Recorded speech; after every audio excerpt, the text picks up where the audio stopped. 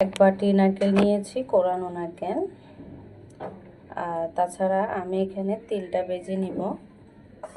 তিলটা ভেজে যখন নারকেলের এই পিঠাটা বানাবেন, খেতে যে কি দারুণ হবে সেটা বলার কোনো ভাষা নেই। খেতে আসলে খুব অসাধারণ হবে।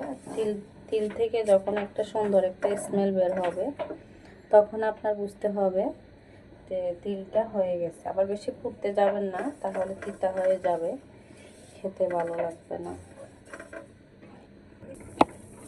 নারকেল দিয়ে দিতেছি আমি।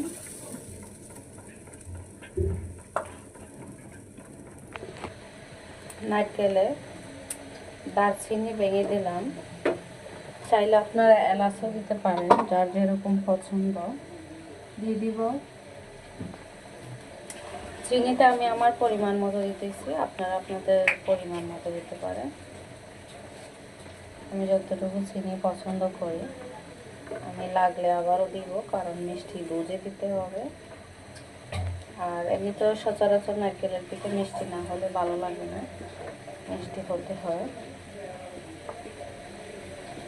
আমি আরও নারকেল দিলাম, কারণ নারকেলের পিঠাটা সবাই খুব পছন্দ করে, দারুণ খেতে হয়, যার কারণে অনেক পছন্দ করে।